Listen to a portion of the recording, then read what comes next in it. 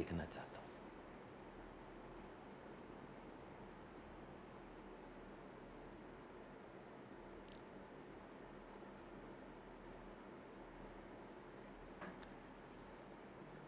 तो उसने मोबाइल पे वो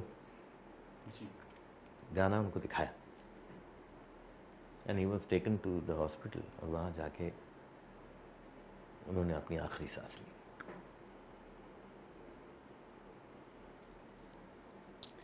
ये रिश्ते होते हैं।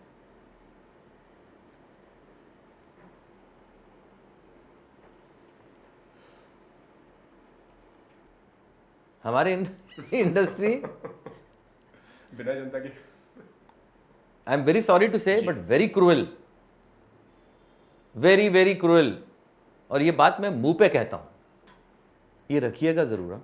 जी, क्योंकि ये बहुत इंपॉर्टेंट चीज़ है। ये पता लगना चाहिए लोगों को कि क्या है क्या नहीं, क्या होता है क्या नहीं होता है। राशि 75 ईयर्स के सेलिब्रेशन में आज है मेरे साथ में एक ऐसे लेजेंडरी एक्टर जिनको कभी हमने श्याम बनते देखा, कभी कृष्णा बनते देखा, तो कभी अरुण, तो कभी चंदन। जी हाँ, मैं बात कर रहा हूँ एक ऐसे दमदार अभिनय निभाने वाले एक ऐसे मशहूर कलाकार की, सचिन पिलगांवकर जी की। सर, सबसे पहले तो कैसे हैं आप? बहुत बढ़िया हूँ, आप कैसे हैं? बस बढ़िया सर। आपके साथ में बैठने का सर सौभाग्य मिला, ये मेरे लिए बहुत बड़ी बात है। एंड सर, सबसे पहले 75 ईयर्स हो गए हैं हमारी कंपनी को, किस तरह से देखते हैं आप ये 75 साल? ये बहुत सुनहरे हैं ये 75 साल। और देखिए, कोइंसिडेंस ये है कि मेरी पहली फिल्म जो मैंने राष्ट्रीय प्रोडक्शन के साथ में मतलब की थी अपनी ज़िंदगी की, अपने करियर की, वो भी 1975 में ही रिलीज़ हुई थी। पंछियों के पंख लेके हो जा तू ओझल, गीत गाता चल ओ साथी, गुनगुनाता चल ओ साथी, गीत गाता चल ओ साथी, गुनगुनाता चल रे चल। सो ये जो 75 है वो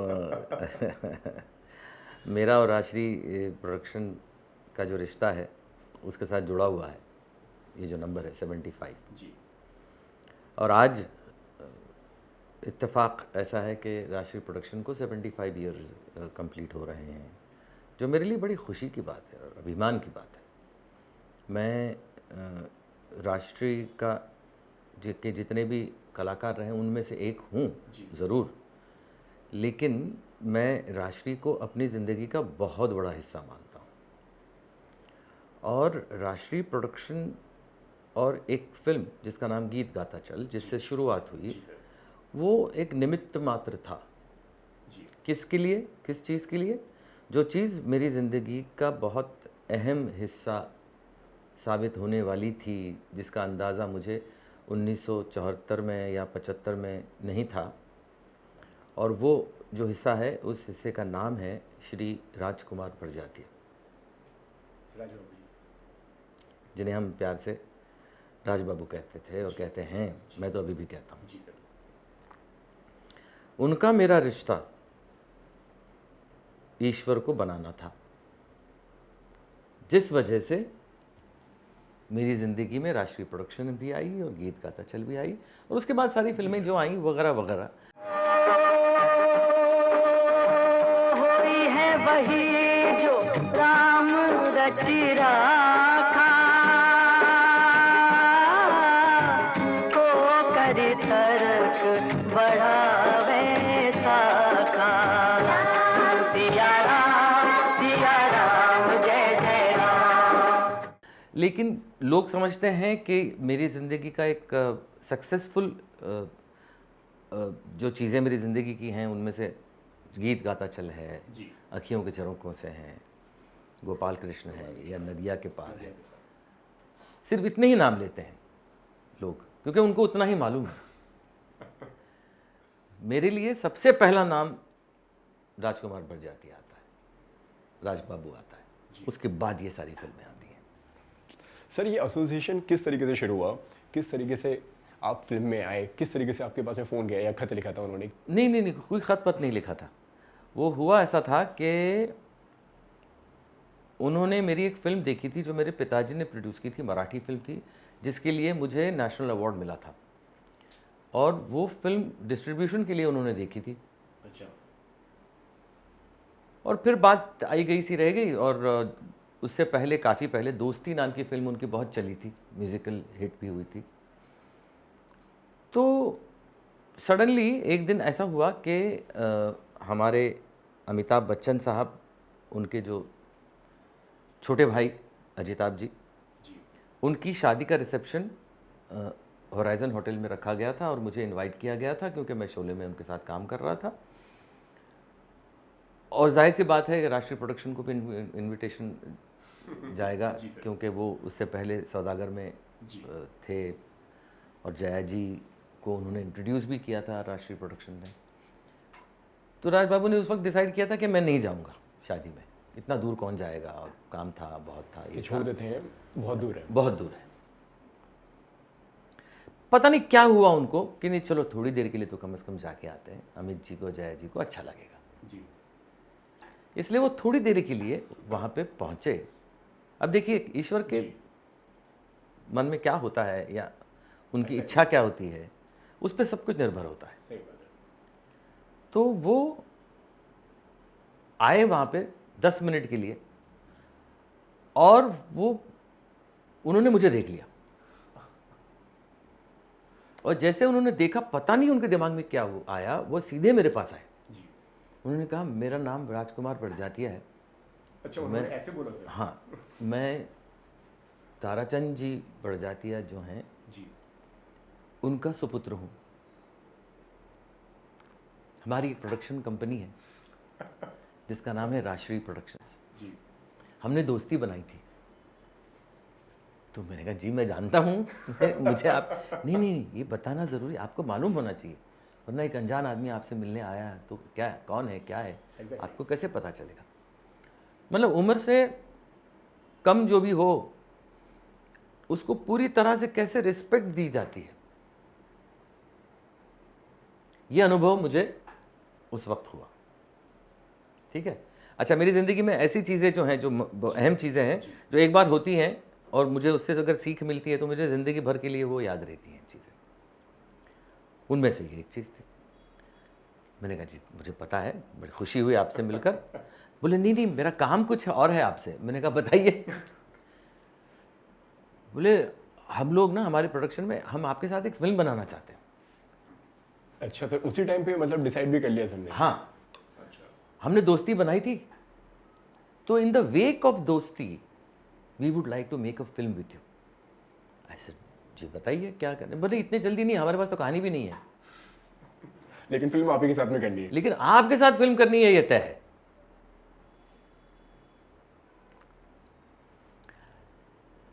और फिर हम लोग घर चले गए। नहीं, इस पर सर आपका क्या रिएक्शन था फिर जब उन्होंने बोला कि फिल्म मुझे आप ही के साथ में करनी है, लेकिन अभी मेरे पास में कहानी नहीं है? खुशी हुई जी। एक रिकग्निशन मिलता है ना किसी आर्टिस्ट को, एक अलग किस्म की फीलिंग है। मैं शब्दों में उसको बयान नहीं कर सकता। एक अलग किस्म की फिल्म, और उम्र भी वैसी थी ना मेरी। I was 17 years old that time, 17 साल का था। तो फिर घर पहुंचे तो मैंने पिताजी से कहा, क्योंकि पिताजी भी थे साथ में, तो पिताजी से मैंने कहा कि वो राज बाबू तो बोलता नहीं था मैं उनको। मैंने कहा वो राष्ट्रीय प्रोडक्शन के जो मिले थे, क्योंकि क्या मालूम, नाम इतना ज़्यादा मेरे ज़बान पे चढ़ा भी नहीं था। पहली बार मुलाकात हुई थी आपकी। मैंने कहा वो राष्ट्रीय प्रोडक्शन के जो मिले थे वो उनके बेटे। उन्होंने कहा राजकुमार बड़जातिया। हमने हाँ, वो कुछ कह रहे थे। बोले नहीं ऐसा होता है, फिल्मी पार्टी है, ये है, वो है, मुलाकात होती है तो दिमाग में कुछ आता है तो बोल देता है इंसान, उसको उतना सीरियसली नहीं लेते हैं। ठीक, पिताजी ने बोल दिया तो मैंने भी। तो आपने भी सर उसको मतलब लाइटली ले लिया? ठीक, बोला होगा ऐसा जी। अच्छा, ऐसा भी नहीं कहा कि आप आइए, परसों आइए, कल आइए, ऐसा कुछ बोला नहीं, सिर्फ इतना ही बोला था। हमने वहीं पे उसको छोड़ भी। अच्छा, हमारे पास टेलीफोन भी नहीं, तो मैंने कहा ठीक है छोड़ दिया। मैं अपने खेलने वेलने में लग गया, अपना इसमें लग गया।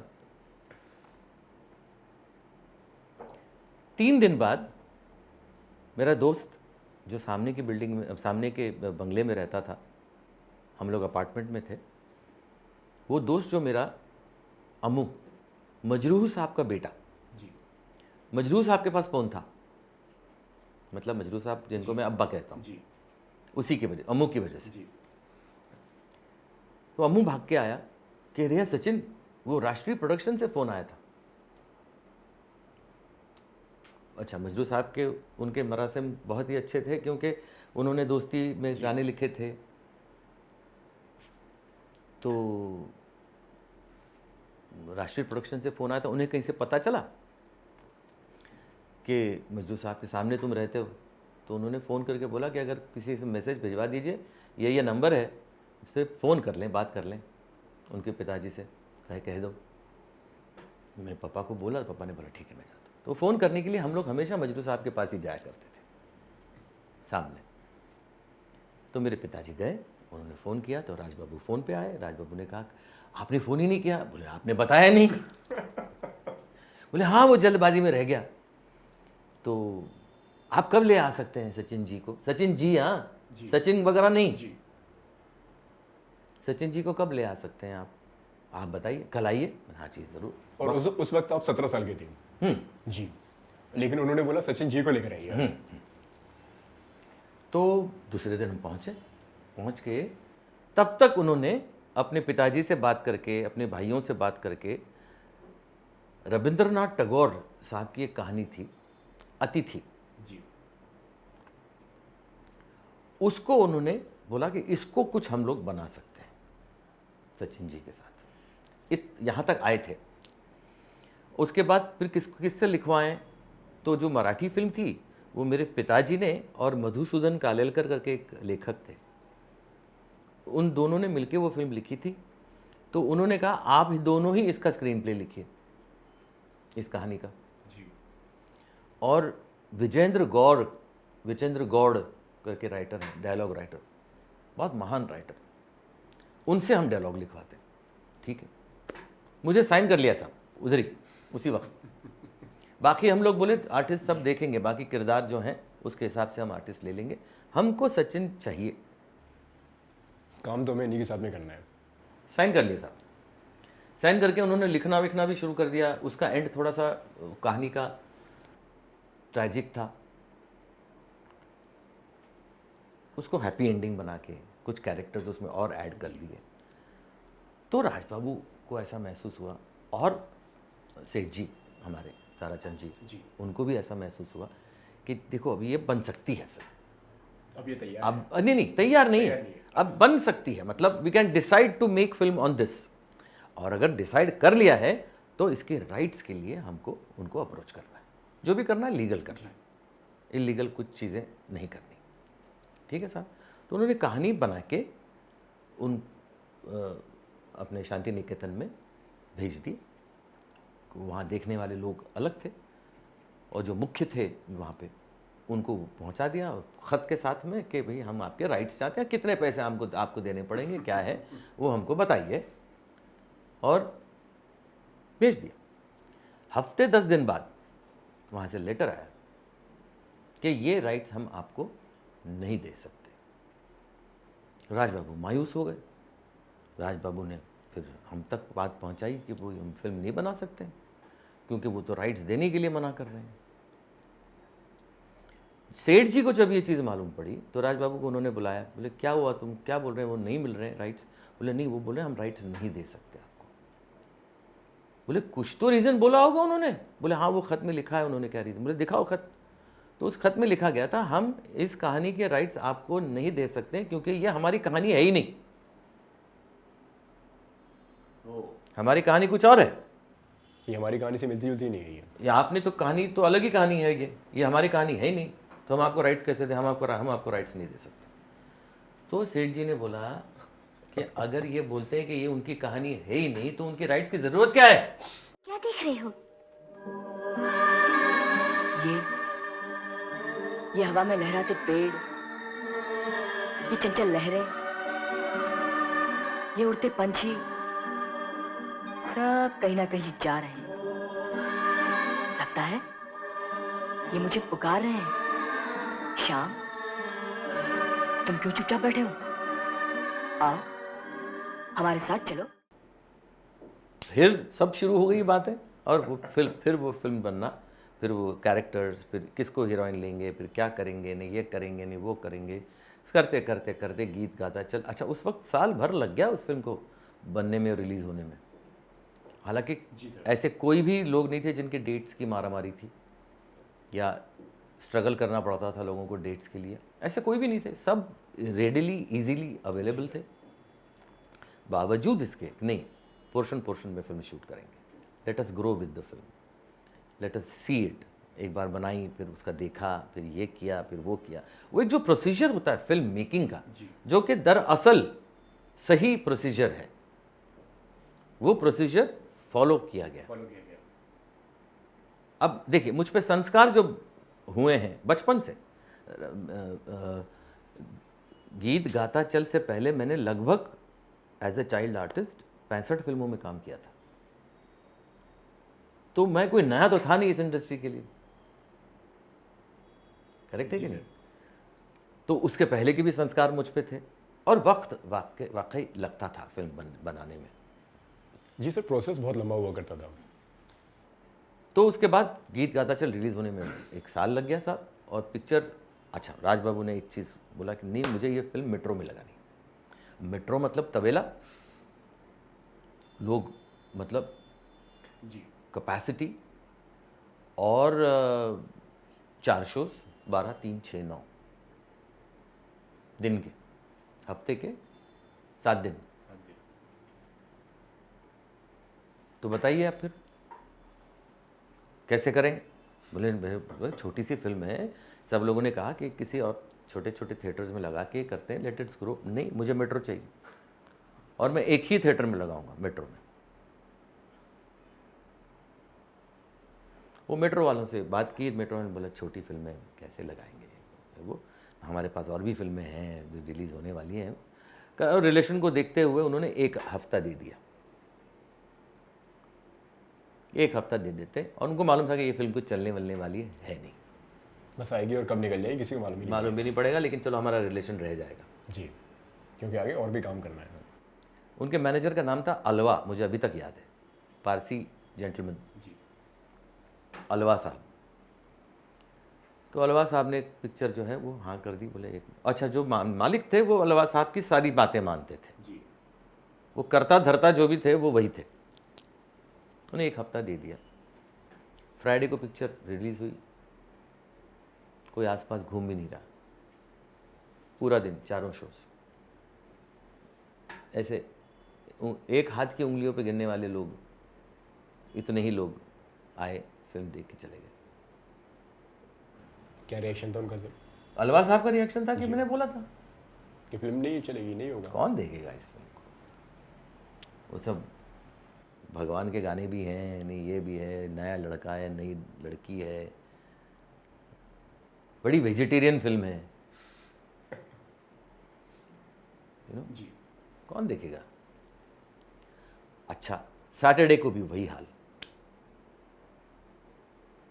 संडे को भी पिक्चर नहीं उठी। तो उन्होंने डिसाइड किया कि Thursday is the last day, फिर हटा देंगे, फिर इसको हटा देंगे। बात करना शुरू कर दिया कि इसके बाद की फिल्म कौन सी लेंगे, क्या लेंगे, ये वो। तो उनसे कुछ बातें चल रही थी। मंडे का 12 बजे का शो 50% हो गया। मंडे को पहला शो जो 12 बजे मैटिनी, जी, 3 बजे का शो अराउंड 70-75% हुआ। 6 बजे का शो फुल हुआ। 9 बजे का शो ओवर पैक था, लोग वापस चले गए, पूरा हाउसफुल। हाँ। मंडे, ट्यूसडे को ब्लैक शुरू हो गया बाहर, जो किसी ने सोचा नहीं था। अलवा साहब हिल गए। अलवा साहब ने फोन वोन करके वो पिक्चर रोकी जो इसके बाद आने वाली थी, कि 2 हफ्ते और दे देते इसको, यही चलाएंगे 2 हफ्ते और। सर, दूसरे हफ्ते में हालत खराब हो गई थी अलवा साहब की, लोगों को कंट्रोल करने में।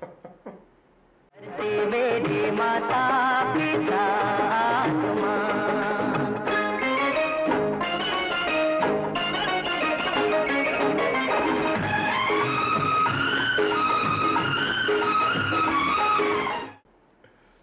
दूसरे हफ्ते के आखिर में राज बाबू को फ़ोन आया कि आपने गीत गाता चल देखी है।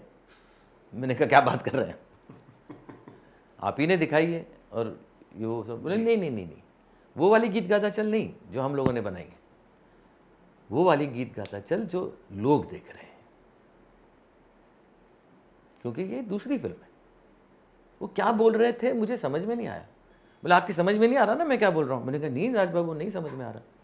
चलिए, तो उन्होंने मुझे और सारिका दोनों को बुलाया मेट्रो, और मुझे याद है हम दोनों डबल डेकर बस में बैठ के मेट्रो स्टेशन गए थे। जूहू से स्टेशन गए जहाँ पे बसेस मिलती हैं, वहाँ से मतलब एक बस से वहाँ पे, और वहाँ से वो वाली बस जो हमको मेट्रो तक पहुँचाएगी। और उस वक्त हमारे कुछ बैनर्स भी लगे थे, तो हम लोग डबल डेकर में ऊपर सबसे आगे बैठ के वो बैनर देखते थे कि हमारी फिल्म का लगा हुआ है। हमारी फिल्म का ये बैनर है। तो हम लोग मेट्रो पहुँचे साहब, और हम दोनों को रिसीव किया गया। अलवा साहब, ऑडियंस जो थी वहाँ पे, वो उनको लगा स्टार्स आ रहे हैं। उनको क्या मालूम हम लोग BST बस से आ रहे हैं, स्टार्स आ रहे हैं। तो हम लोग गए और हमको बिठाया गया, बाकायदा हमारी सीट्स वहाँ पे रिजर्व्ड थी, और फिल्म शुरू हुई साहब। और जो फिल्म शुरू हुई उसके बाद ऑडियंस के रिएक्शन हम देखते गए, वाकई हमको ऐसा महसूस हुआ कि हम किसी और फिल्म को देख रहे हैं। ये वो फिल्म थोड़ी है जो हमने बनाई या जिसका हिस्सा हम हैं। ऑडियंस ने उस फिल्म को कहीं और पहुंचा दिया था। जिस तरह से रिएक्शन, जिस तरह से तालियां, मतलब जो मेरी एंट्री होती है, सांवरे की बंसी को बजने से काम, राधा का भी शाम वो तो मीरा का भी शाम, लोगों ने स्टैंडिंग ओवेशन दी सब थिएटर में, फिल्म थिएटर में। और आपका रिएक्शन क्या था सर? ये सब मैं ऐसा था, पहली बार मेरे को अभी भी देखिए ना रोंगटे, वो मोमेंट मेरी जिंदगी का, और मुझे महसूस हुआ कि I have been accepted. Sanwer की बंसी को बजने से काम, सांवरे की बंसी को बजने से काम, राधा का भी शाम वो तो मीरा का भी शाम, राधा का भी शाम वो तो मीरा का भी शाम। अगर जनता नहीं स्वीकार करती, रसिक प्रेक्षक जिसको कहते हैं हम, वो अगर स्वीकार नहीं करते तो इंडस्ट्री थोड़ी स्वीकार करने वाली है। हमारी इंडस्ट्री, बिना जनता की, I am very sorry to say, but very cruel, very very cruel. और ये बात मैं मुंह पे कहता हूं, क्योंकि मेरी करियर का ये जो साल चल रहा है वो 59th ईयर चल रहा है करियर का। अब मैं किसी से क्यों डरूं? सही बात है। अगर डरना है तो वो डरेंगे मुझसे, मैं क्यों डरूं? करेक्ट है कि नहीं? 60 साल दे दिए सर आपने इंडस्ट्री को। ऑलमोस्ट नेक्स्ट ईयर 60 साल पूरे हो जाएंगे। मैंने कोई मेहरबानी नहीं की, इस इंडस्ट्री ने मुझ पर मेहरबानी की है, लेकिन इंडस्ट्री ने मुझे रखा इसलिए है क्योंकि जो हमारे ऑडियंस हैं उनका एक्सेप्टेंस मुझे मिला है। वो जो क्या कहते हैं उनको, रिसीट ऑफ अप्रिसिएशन, ये ऑडियंस की है। एग्जैक्टली। और मैं उनका ऋणी हूँ, मैं उनका एहसानमंद हूँ। लोग आज भी चंदन को याद करते हैं, लोग आज भी चंदन को याद और लोग आज भी शाम को याद करते हैं, लोग आज भी अरुण को याद करते हैं। एग्जैक्टली। बहरहाल, कमिंग बैक टू गीत गाता चल, उसका सक्सेस और उसका सब कुछ हमें बहुत कुछ दे गया, आज भी दे रहा है। लेकिन गीत गाता चल की प्रेस पार्टी जब हमने मतलब राज बाबू ने आयोजित की थी, वो रिट्स होटल में की थी टाउन में, तो उसके लिए मुझे बुलाया गया था। उस वक्त सारिका शायद बिजी थी, कहीं और उसको काम था, इसलिए वो नहीं आ पाई थी। मैं अकेला ही उस वक्त भी बस ही में गया था। और इंग्लिश फिल्में उस वक्त सिर्फ टाउन साइड में लगा करती थी, इस तरफ सबर्ब्स में आपको इंग्लिश फिल्में देखने नहीं मिलती थी। अब मैंने कहा मैं उस तरफ जा ही रहा हूँ, तो न्यू एक्सेलसियर में एक फिल्म लगी थी लव स्टोरी। रैन ओनील नाम का एक्टर था उसमें। तो मैंने कहा शाम को मुझे वहाँ पहुँचना है, तो 3 बजे का शो अगर मैं देखूँ तो पता लगा कि 4:15 बजे का 4:30 बजे का कुछ शो था। तो उसके हिसाब से मैं यहाँ से बस पकड़ के निकला, एक्सेलसियर पहुँचा, टिकट निकाल गए। फिल्म देखने का बहुत शौक आज भी है जी सर। तो लव स्टोरी मैंने देखी, मुझे बड़ी अच्छी लगी। उसके बाद मैं रिट्स होटल पहुँचा, वहाँ पे प्रेस मीट थी। प्रेस मीट पे हमारी कुछ बातें हुई सबसे। तो राज बाबू मेरे साथ चाय पी रहे थे बैठ के, सब क्वेश्चन आंसर्स पूरे होने के बाद। तो मैंने कहा राज बाबू एक बात करनी है आपसे। कहिए। मैंने कहा मैं अभी अभी एक फिल्म देख के आया हूँ, फिल्म का नाम है लव स्टोरी। लव स्टोरी है लेकिन ट्रैजिक लव स्टोरी है। ये लड़का एक लड़की से मुलाकात करता है, उससे उसको प्यार हो जाता है, शादी करने वाले हैं, मैच्योर हैं लोग, शादी करने वाला, पता चलता उसको कैंसर हो गया। और किस तरह से उसका प्यार वो पूरा उसके साथ क्या क्या होता है, and ultimately at the end of the film वो लड़की मर जाती। ये आपने पूरी कहानी बताई उन्हें जी, फिर उनका क्या रिएक्शन था सर?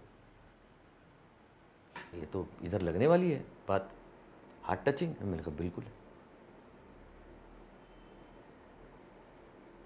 उन्होंने पूछा इसको बनाए इसके बाद? मैंने कहा अभी ये फिल्म रिलीज नहीं हुई है अभी तक, इसका क्या होता है हमको मालूम नहीं। जी।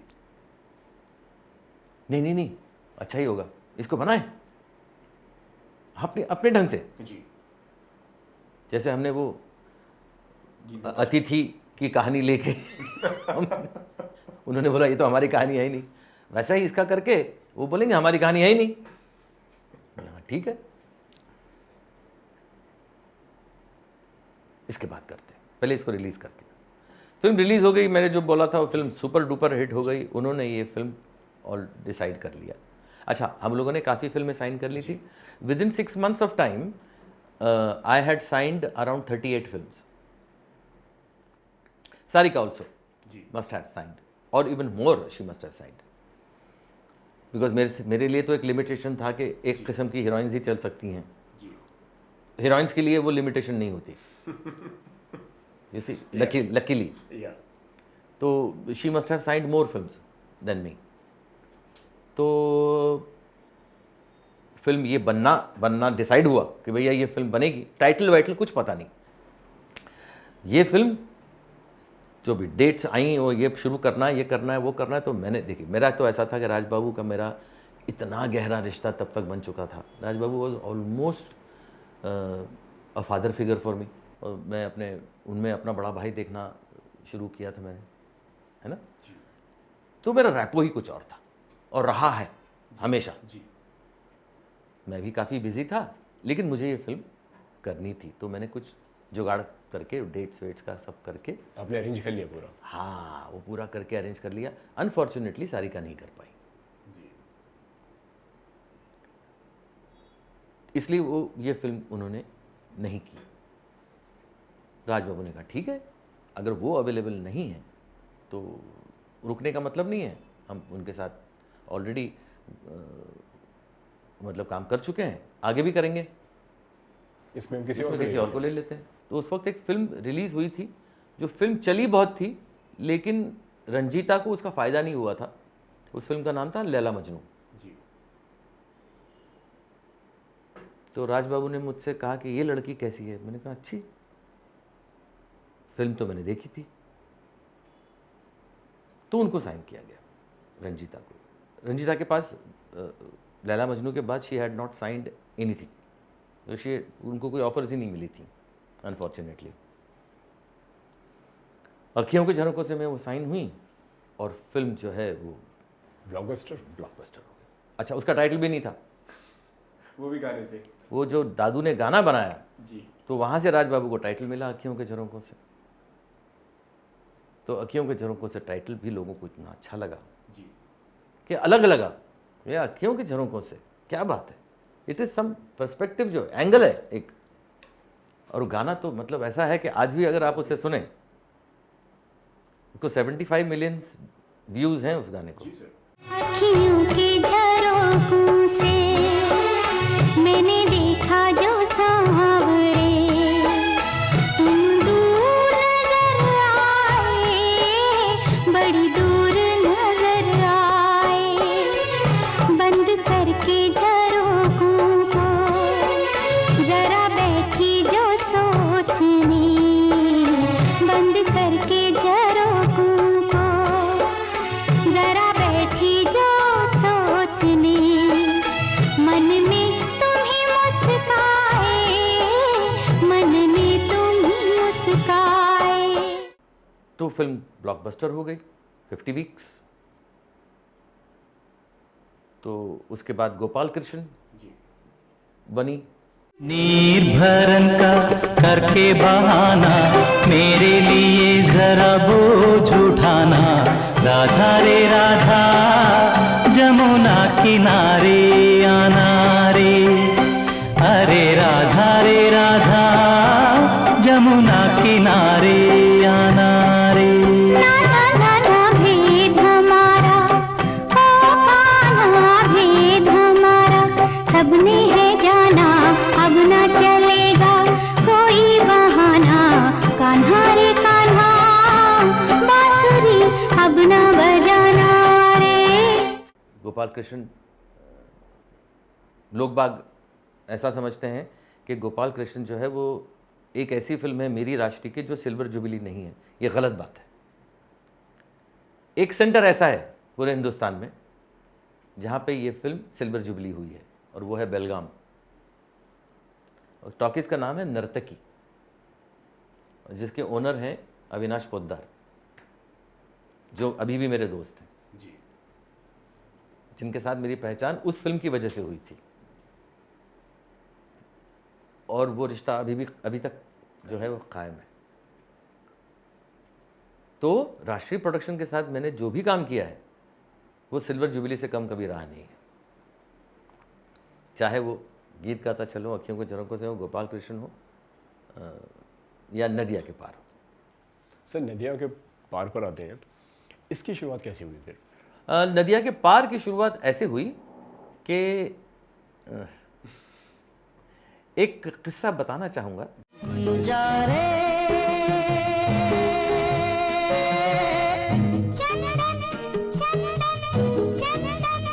हम दोनों में दोनों खो गए, देखो एक दूसरे के हो गए। राम जाने वो घड़ी कब आएगी, जब होगा हमारे गठबंधन। जिसकी मुझे तकलीफ़ बड़ी हुई थी, और सिर्फ मुझे नहीं, राज बाबू को भी हुई थी। राज बाबू ने मुझे एक फिल्म के लिए साइन किया था, जिस फिल्म का नाम था सुन सजना। मैं और रंजीता, अखियों के झरोखों से के बाद वो चाह रहे थे कि वो जोड़ी रिपीट की जाए, और मैं मुझे साइन किया गया, मुझे कहानी सुनाई गई, मुझे अच्छा भी बहुत लगा, ये वो फला टिकना सब लगा। लेकिन फिल्म शुरू होने से पहले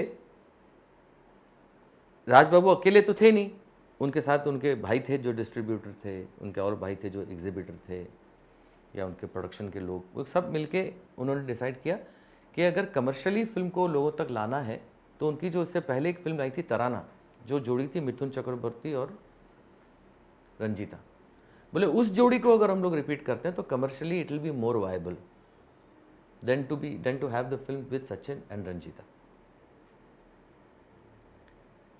और राज बाबू को मुझे उस फिल्म से निकालना पड़ा, और वो बात राज बाबू को बहुत तकलीफ दे गई। लेकिन he could not do anything. He had to listen to his brothers and many more people from the production. ये रखिएगा ज़रूर जी, क्योंकि ये बहुत इम्पॉर्टेंट चीज़ है। ये पता लगना चाहिए लोगों को कि क्या है क्या नहीं, क्या होता है क्या नहीं होता है जी। और राज बाबू ने मुझे बुलाया, दिल पे पत्थर रखकर उन्होंने मुझसे कहा कि सचिन जी, ये ऐसा है, ये फिल्म आप मत कीजिए, हम आपके साथ कुछ और प्लान करते हैं, मैं आपको प्रॉमिस करता हूँ that we will do something. मैंने कहा कोई बात नहीं, मुझे बहुत तकलीफ हुई, मेरी आंखों में आंसू आ गए थे, क्योंकि मेरा रिश्ता राष्ट्रीय प्रोडक्शन के साथ में ऐसा रहा है कि मैंने कहा ठीक है, it's a matter of business at the end of the day. हर तरफ रिलेशन जो है वो इम्पोर्टेंट नहीं होता है, ज़ाती ज़िंदगी में होता है और मेरे रहेगा, मेरी ज़िंदगी में रहेगा राज बाबू। लेकिन कोई बात ऐसा बोल के मैं वहाँ से निकला, वेरी मच डिसहार्टन्ड। मैं गाड़ी में अपने बैठा और घर आया।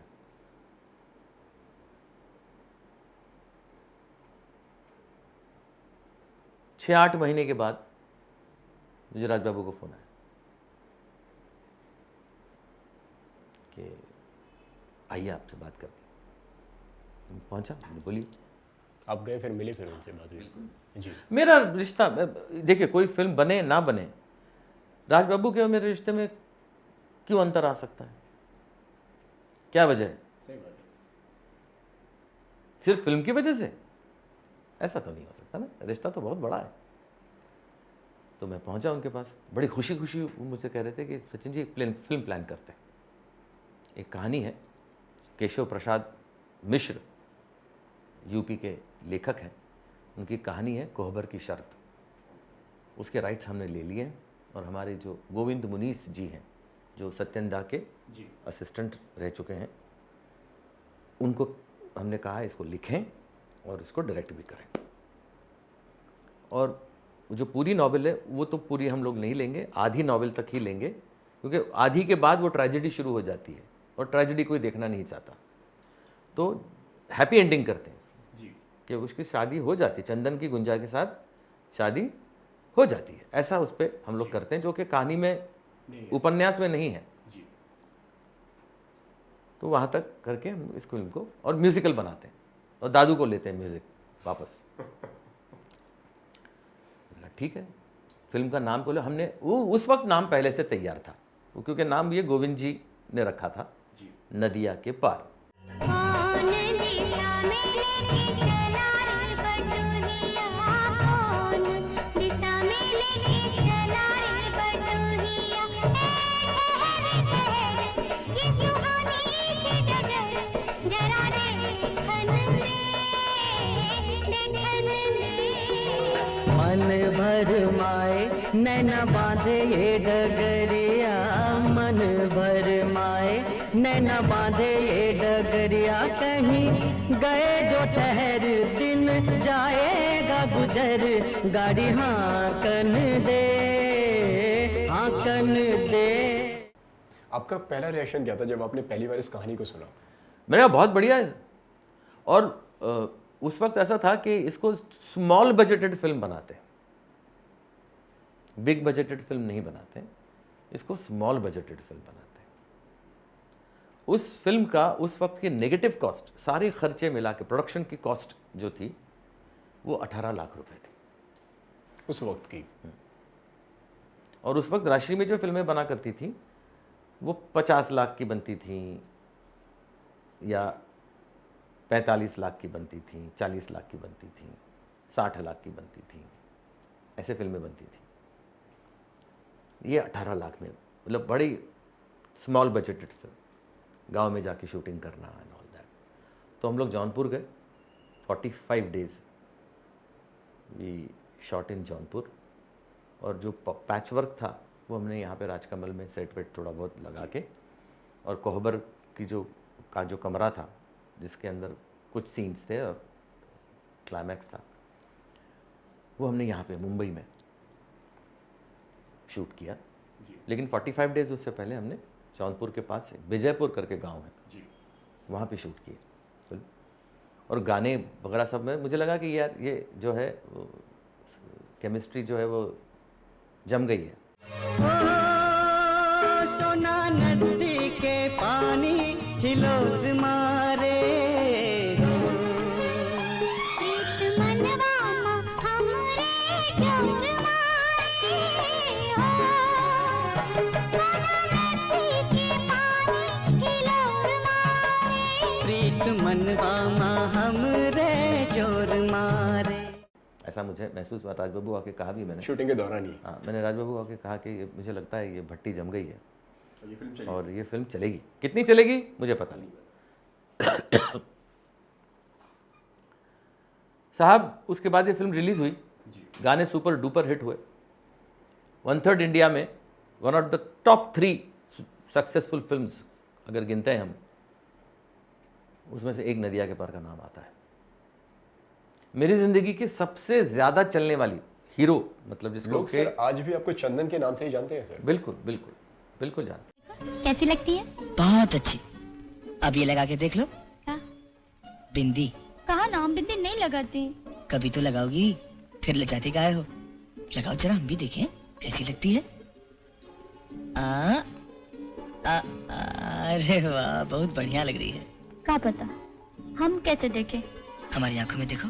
तुम्हारी आंखों में तो बस एक ही बात दिखती है, का जो तुम्हारे मन में है। हमारे मन में तो गुंजा। बस मन की बात मन ही में रहने दो, समय आएगा तब बताना। मैं मतलब ऐसा है कि as a solo hero film मेरी सबसे ज़्यादा अगर कोई फिल्म चली है तो वो है नदिया के पार। मुझे याद है इस फिल्म के सक्सेस के को सेलिब्रेट करने के लिए राजबाबू मुझे लेके गए इलाहाबाद, और इलाहाबाद के थिएटर में मुझे लगा कि इतनी चल रही है फिल्म, सब कुछ है, तो मैटिनी होगा कुछ। तो मुझे वहाँ लेके गए, तो उस फिल्म का उस वक्त 136th वीक चल रहा था, और पिक्चर रेगुलर शोज में थी सर, मैटिनी में नहीं थी। 3, 6 और 9, और जब हम लोग वहाँ पे पहुँचे तो शो हाउसफुल था सर।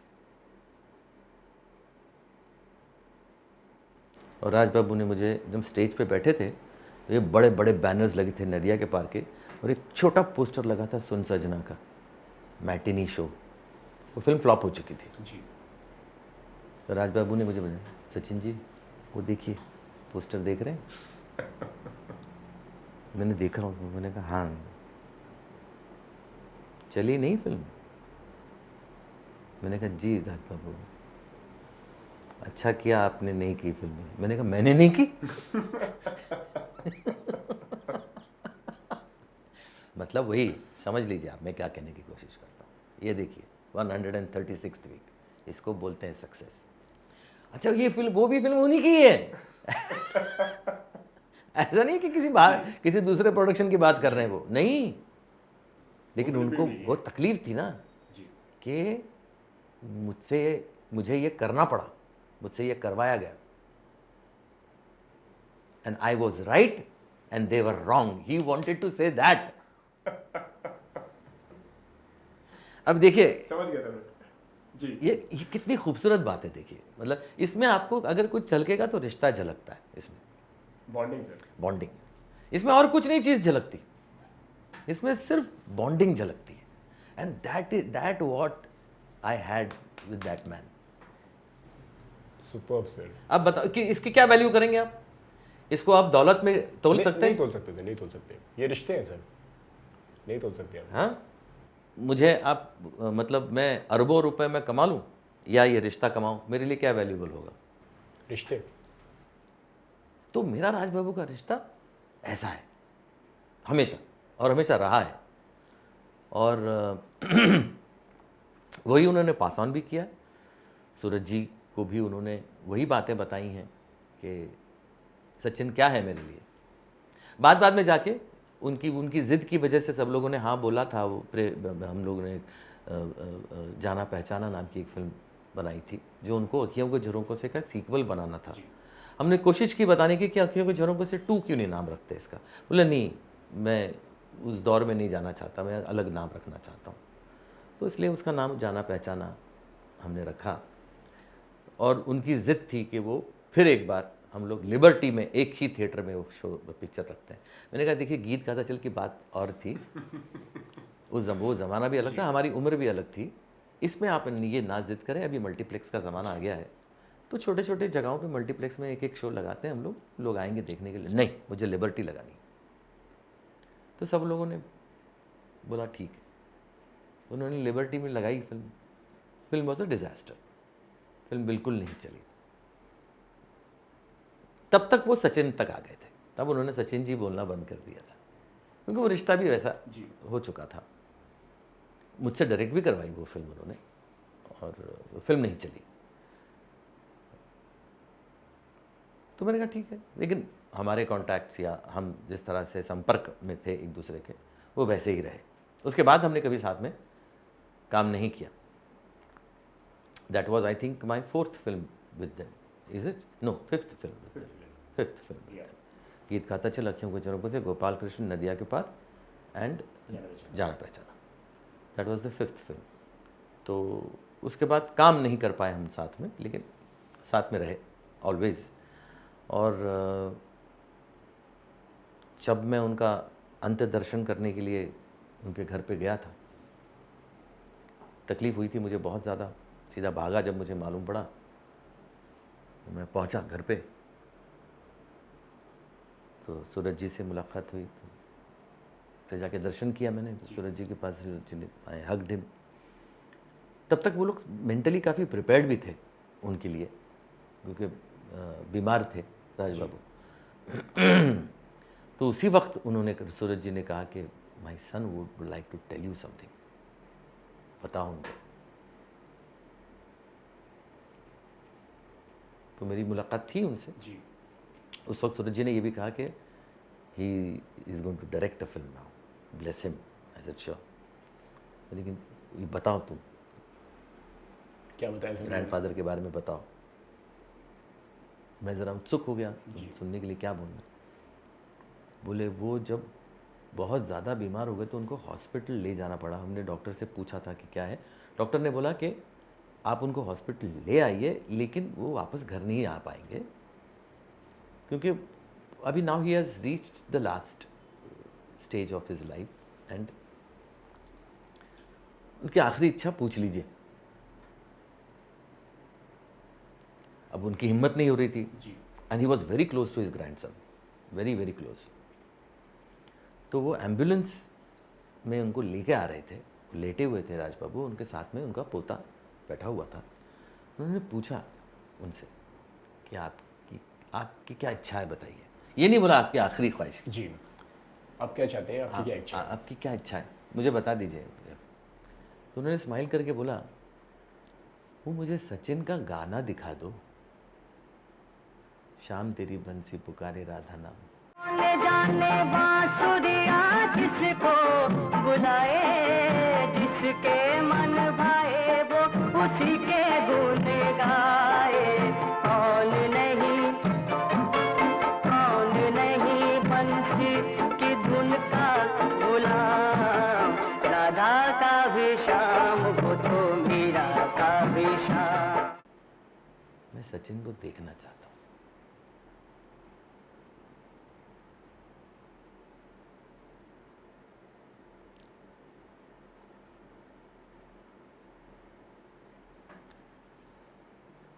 तो उसने मोबाइल पे वो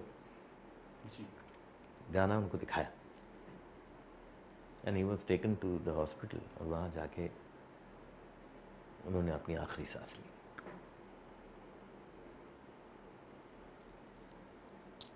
ये रिश्ते होते हैं।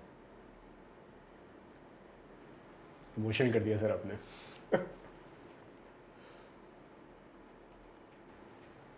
मैं राष्ट्रीय प्रोडक्शंस को बहुत बहुत बधाई देता हूँ। उनकी 75th एनिवर्सरी जो है बड़ी धूमधाम से मनाई जाए, और 75 साल पे पहुँचे ज़रूर हैं, इस पड़ाव पे पहुँचे हैं, लेकिन यहाँ रुके ना, क्योंकि ये जो इदारा है, ये सिर्फ प्रोडक्शन नहीं है, ये इदारा है। इदारा मतलब ऑर्गेनाइजेशन है। तो इस इदारे को और बड़ा बनाएं। उम्र होने के बाद सबको ही जाना है, लेकिन जो भी उनकी लेगेसी है उसको बरकरार रखना छोटों का काम है। लास्टली सर, जो भी आप कहना चाहें आपके दर्शकों को जो आपको देख रहे हैं अभी, उनसे। मैं सिर्फ इतना ही कहना चाहूँगा कि अपनी संस्कृति जो है जिसको बरकरार रखने की हम सब ने कोशिश की है, राष्ट्रीय प्रोडक्शन से तो बहुत ज़्यादा की है, उस संस्कृति को संभाल के रखें और यही अपनी पूंजी है, इतना याद रखें।